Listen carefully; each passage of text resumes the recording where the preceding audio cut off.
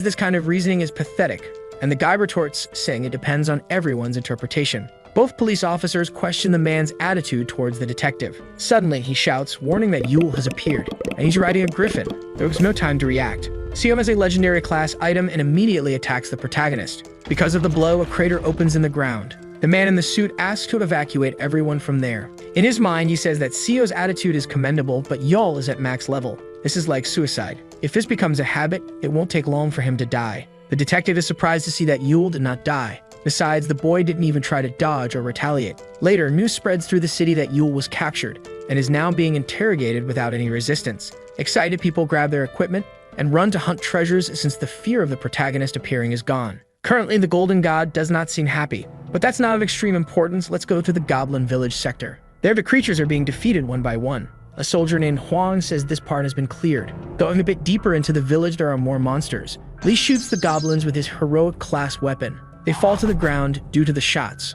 Both soldiers argue, which allows a monster to escape. But quickly, the surgeon steps in and manages to hit the creature. He says that when they return to the base, both of them will run 10 laps around the entire municipality. The surgeon informs the platoon commander that the area has been cleared. Quan says they are almost finished as well. A mage-type goblin summons several stones. Smiling, he says that when his god arrives, no one will be able to stop him, and their end will be tragic like a withering flower. Without wasting time, a soldier uses his explosion ring. His name is Kim, and he is level 3. A massive destruction occurs, and the goblin is defeated. Quan says the guy didn't even let the monster finish his speech. But anyway, this isn't a cartoon. Destroying a door in the village, the soldier informs that he found the target. The 18 citizens reported missing were found with only a few injuries. A little later at the military command headquarters, the guy says he will send reinforcements to help the wounded, and then continues explaining that he will make the goblin's den an outpost. Looking at Quan, he asks if the Mist knows what Yule plans and soon answers that he doesn't. Honestly, the surgeon says that the most frightening thing about the book is not the information but the protagonist, yet he doesn't think the boy is an enemy. Outside the base, the griffin yawns. People admire the monster and say it belongs to Yule. Inside the cell where our boy is, he takes the opportunity to eat. The guy jokes, saying that even a max-level person feels hungry. Seo says that for now, Yul is a criminal who has committed several crimes. Then the hero takes responsibility for his actions. The detective says he has worked there for 20 years and sees a criminal's face every day. So he is sure of one thing. Yul is not a bad person, and it is likely that everything that happened was an accident. The guy approaches, saying this would be like the Good Samaritan law, but it doesn't exist in Korea. Smiling, Seo says he will clear up the misunderstanding people have about the protagonist. Dropping a spoon on the table, Yul says he wasn't Aki to seek help. At that moment, the detective doesn't understand. But the conversation is interrupted when a soldier arrives with urgent news. A person with a heroic class item is trying to commit robbery and murder. Since there aren't many strong people, the team is struggling. They immediately head to a bus to go to the robbery site. Dushik says that when missions have no rewards, there is no cooperation. And that's how it should have been from the beginning.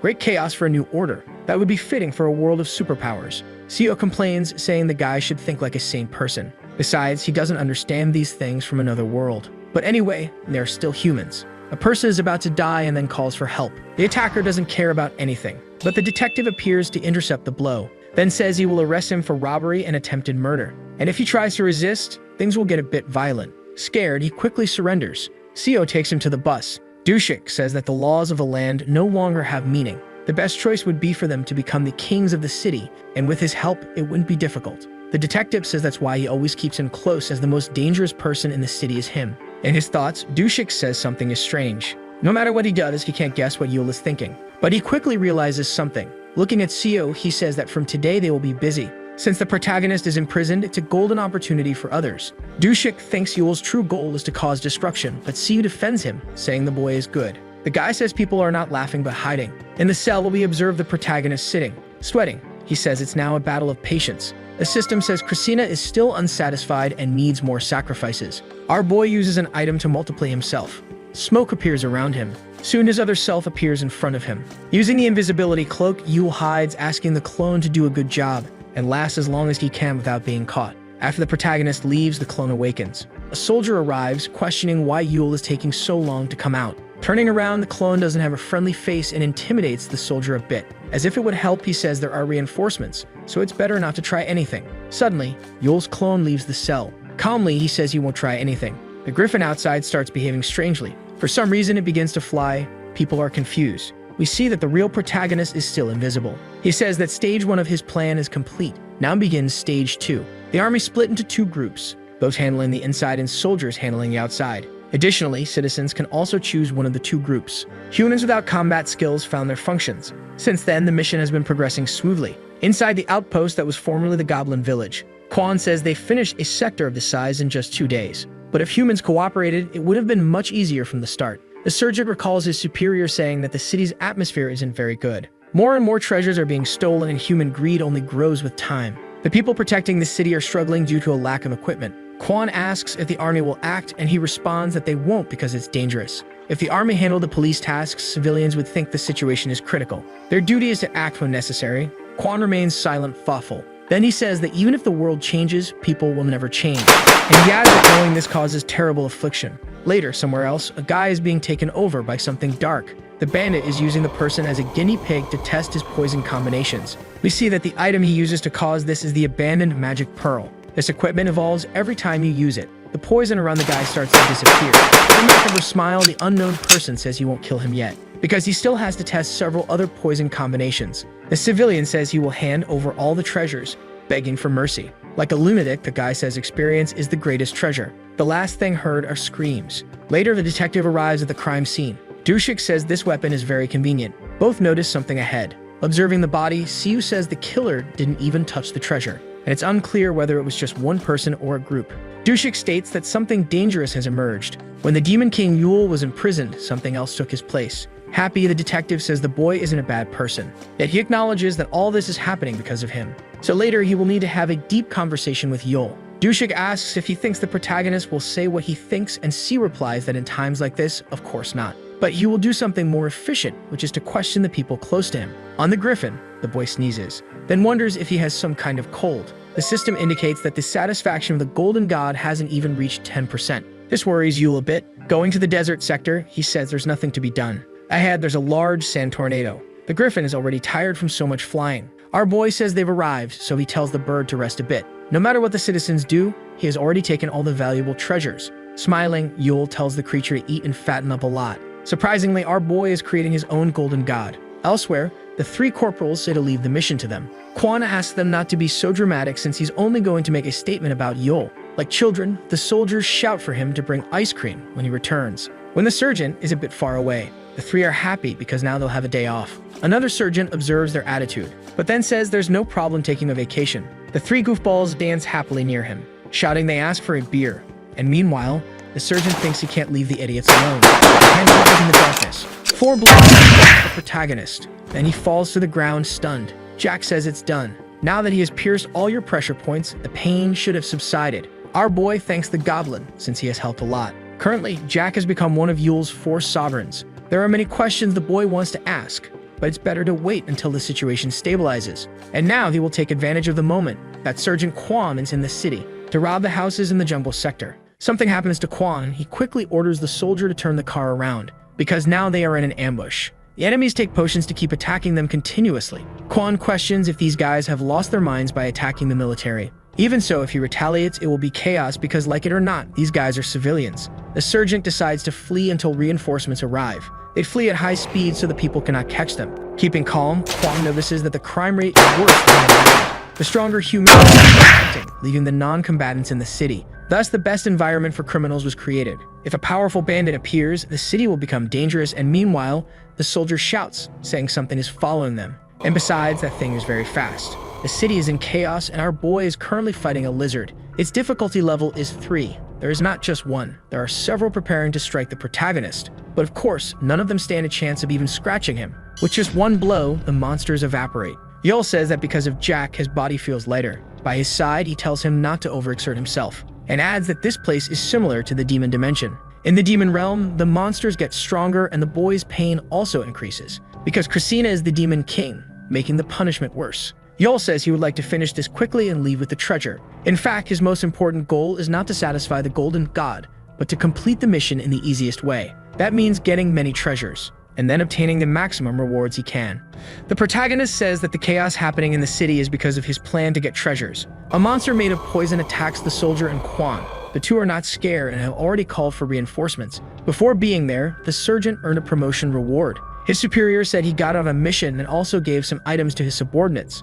Quan didn't say much, only that he still couldn't get used to it. The item is heroic class, providing momentary shelter for the user. A safe area is created with a range of 3 meters and lasts for 3 minutes. The surgeon tells the soldier to stop because if they act hastily, they could suffer. Before doing anything, someone jumps onto the moving car. The guy catches their attention. Quan asks him to call the leader because he has no intention of talking to lackeys. The man starts laughing, saying the surgeon is good at offending. Pointing his hand at them, he says he is the leader and orders them to obey if they don't want to die there. The entire car is enveloped in poison. Things start to melt. This scares the soldier, but Quan remains calm thanks to his helmet. In his mind, he notes that this smoke is corrosive and the area the poison covers is wide. Moreover, if things go wrong, their fate will be no different from the people outside. For now, they are fine since the item is protecting them. Quan says he can surrender if he listens to his conditions. Fearlessly, the surgeon tells the guy he can become his subordinate. This way, he can also make him more human. The bandit asks if Quan is in his right mind. Beside him, the soldier becomes desperate, questioning the attitude. The guy notices something behind him, but it's too late, and the surgeon says he did it just to distract him and give an opening for the reinforcements to attack. And then the bandit was taken up. He says he ended up playing too much, and because of the wind, he cannot control this poison. He adds that he doesn't know who it is, but he is definitely at a disadvantage. Trying to counterattack, the guy makes a ball of poison, and then takes a slingshot in his hand to shoot at the individual. The projectile is fast and heads towards the target. Before the shot hits Seo, the surgeon moves him out of the way. Like a beam of light, the poison bullet hits the ground. The wind tornado dissipates, and where the projectile hit, the ground started melting. The detective tries to take the lead, but Quan warns that the enemy is not alone. Seo says he can't run away, but the surgeon asks him to consider it a strategic retreat. The two begin to argue at the worst possible moment. While they bicker, the criminal has already escaped. Several explosions occur in the city. The humans on the ground are criminals complaining about being in the outer area. They soon question why they had the misfortune of running into Haeju. Quickly, both try to flee the scene. The girl shouts for them to stop running, but the guy throws a bottle at her. Haeju doesn't seem to notice the danger, but the old woman warns her not to get close. Before it hits the ground, the girl catches the beer bottle, and with a skillful maneuver, she manages to prevent the explosion. The old lady is relieved after seeing this. Haeju questions who those people were. The old woman informs her that they are bandits, but she has never seen them so organized before, and adds that some of them have poison bottles that currently have no antidote. Luckily, thanks to her, everything was resolved. In her subconscious, the girl remembers what Kang had said about humans. Haeju decides to put treasure hunting on hold for now. Since something strange is happening in the city, we see someone watching our boy's clone. Apparently, Kang had already figured out the deception. Eating a cookie, she wonders what Yule is planning, because without him, the city will soon be destroyed from within. Elsewhere, warns that a big battle is about to begin. The protagonist says he expected chaos, but didn't know there would be such crazy people. Defeating the monsters, the goblin suggests that the boy could just cut them down, but Yule refuses, because he needs something more chaotic, and these people who have appeared will only speed up the process. Jack says it's very hard to guess the protagonist's thoughts. Our boy asserts that soon he will understand, and for now, they will clear this dungeon. The large door opens for the two. Inside, a monster says it's been a long time since a human descended so deep.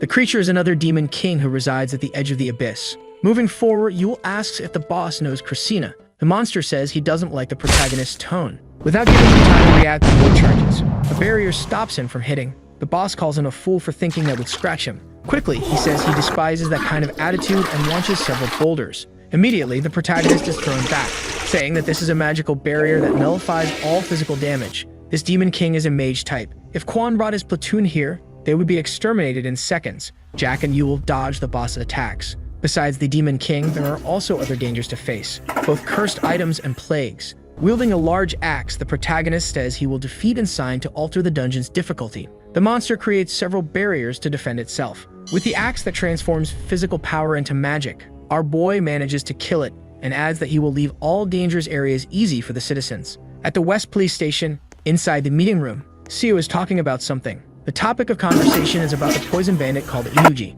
Dushik says the best thing would be to arrest him, but with their current strength, it won't be possible. The detective plans to carry out a joint operation with the police, the army, and good citizens. Haeju fully agrees with this idea. Quan knows that the longer this lasts, the worse it will get. If they lose the battle, everyone will die. Since the superiors planned this, they must know the risks. This means they are confident in winning the fight happening within the city. Meanwhile, in the dungeon, the Demon King has not yet been defeated and says he has brought suffering to countless people. And for a long time, no mortal has been able to hurt him, but Yol managed to do it easily. Again, the protagonist asks if the boss knows Christina. He questions if this is related to the convocations. Yol doesn't know if the monster is talking about the missions. The creature explains that they also receive missions just like humans, and usually it's to destroy them. Perhaps some monsters have different convocations, and meanwhile, the boy wants the boss to say more. But he says it doesn't matter, because the more he tells, the closer the user of that book comes to finding death. At this moment, Yule realizes the monster knows something. Laughing, the creature says he won't be able to see the destruction this will cause.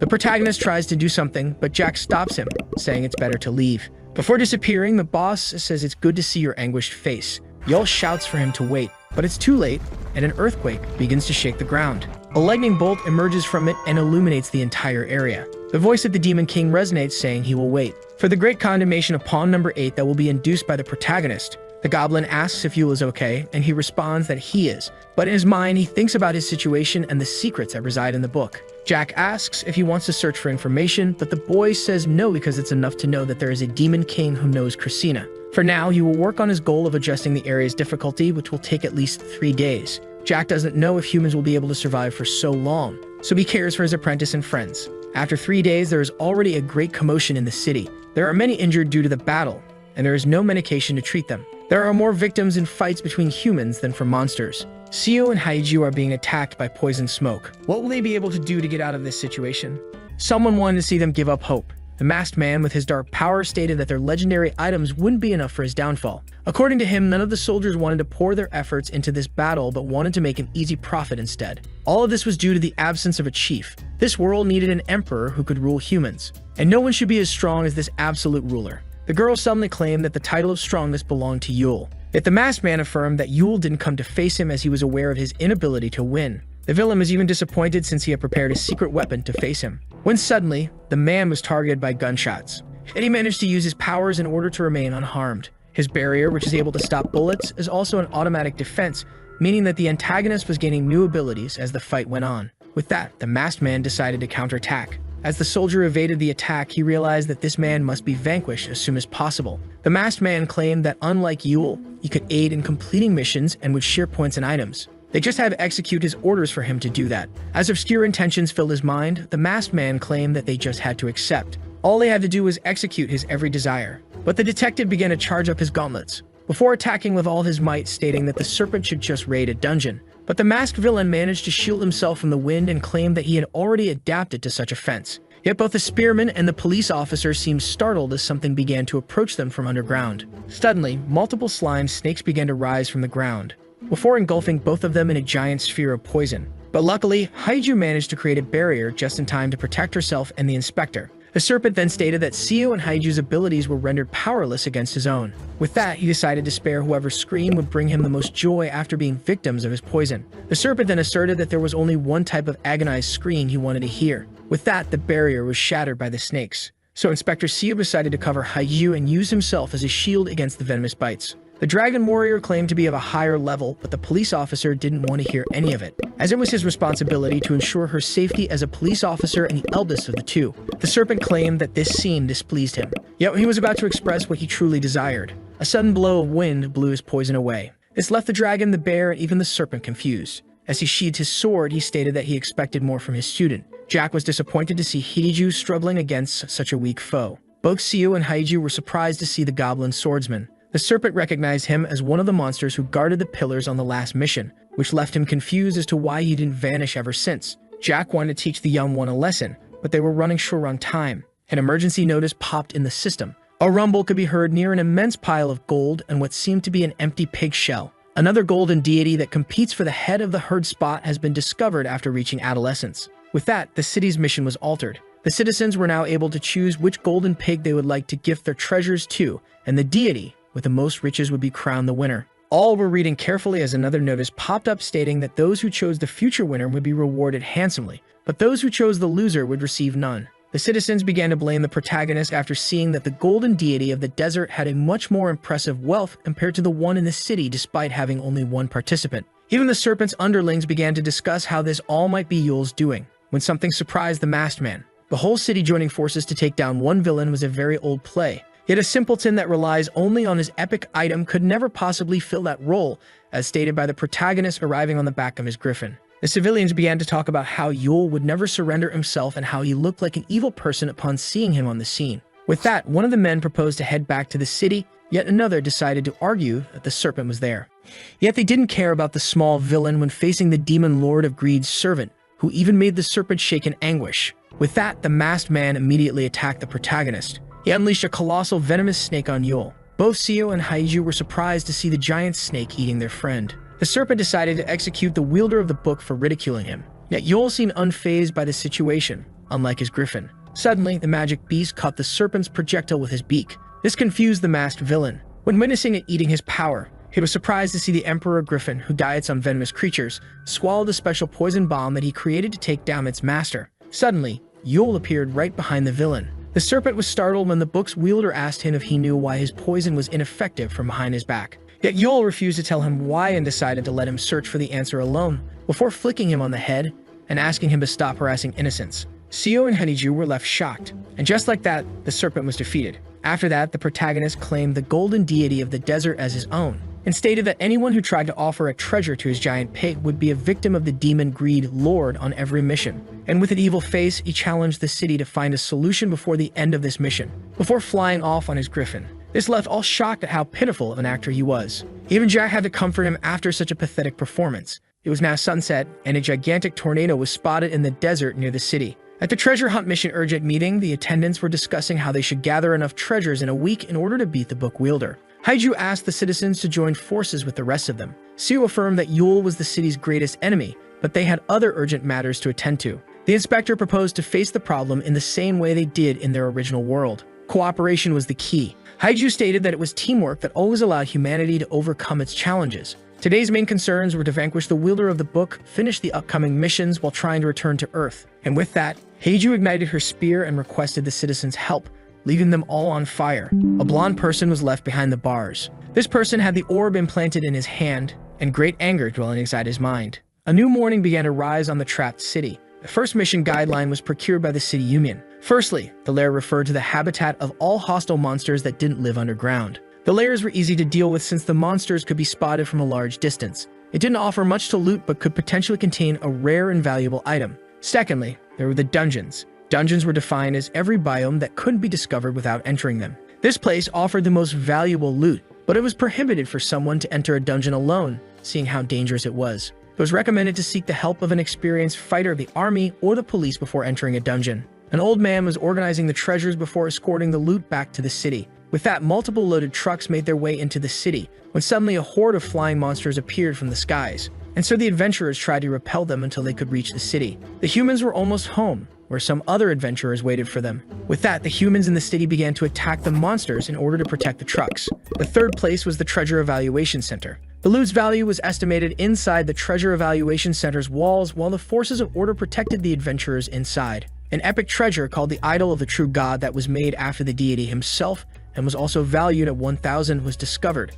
The hunter was overjoyed by his precious discovery. Meanwhile, someone was writing numbers on a blank board. Uchoi was still far more wealthy than the city itself, even though they had conquered most of the jungle and the canyon. Only one place remained undiscovered, and that was the desert where the book wielder was hiding. The citizens had been avoiding such dangerous, mysterious areas until now, but now they had the power to explore it. A shiny hair was on the table. Seo was just informed that this hair was the replica of Yule they were detaining. His partner then stated that if Yule had talked about the desert's deity from the start, most people would try to avoid it, since they were all scared of him. Yet the book wielder decided to play the villain in order to force people to take action by letting them overcome their fear. Yet the angry inspector broke the table in two as he rejected his idea. At this rate, the mission's outcome wouldn't matter in the end, and the poor young man would always be seen as a villain. His partner stood there in silence, thinking about it all. He was starting to grasp how Yul Choi thought. The protagonist wasn't only trying to accomplish the current mission, but strategize for the rest of the game. The young man was aware that the rest of the city needed to work together and to be constantly evolving and leveling up. He probably had a plan to make them win their treasure hunt,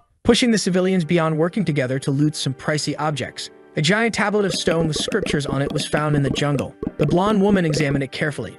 She thought of making a nice profit out of it as she discovered a new way to beat the treasure hunt. A great battle was occurring in the desert near the tornado. It was now the final day of the treasure hunt, and Detective Siu was facing the protagonist, Yul, who just blocked Siu's punch, and his golden deity amassed a fortune of 38,552,895. But our protagonist was surprised to find himself sent flying into the air. Siu stated that he would remain heavier than Yul, no matter his level. Once in the air, our protagonist was attacked from both sides by the serpent and the dragon warrior. who were part of the citizens whose pate amassed a fortune of 37,001,970. But the wielder of the book managed to swiftly evade all the attacks directed at him, and the race for the best deity ends in less than 25 minutes. Yule then pointed out how little time the city still had to beat him. He then called his opponents the allied forces of the city and stated that they needed to work harder against him. 4 days ago, Haiju was surprised by the serpent's true identity. The mighty villain turned out to be a level 24 teenager named Sungwon Kang.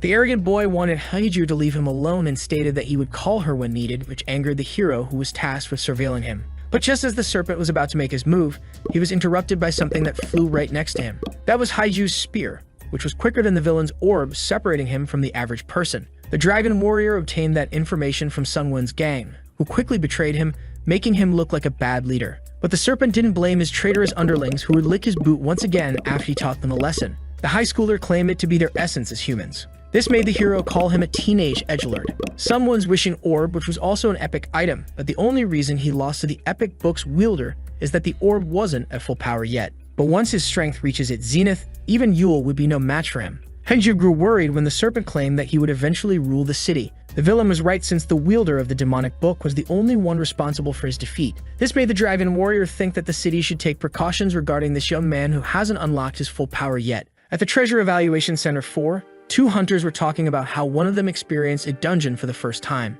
A little bit further, a police officer wanted to find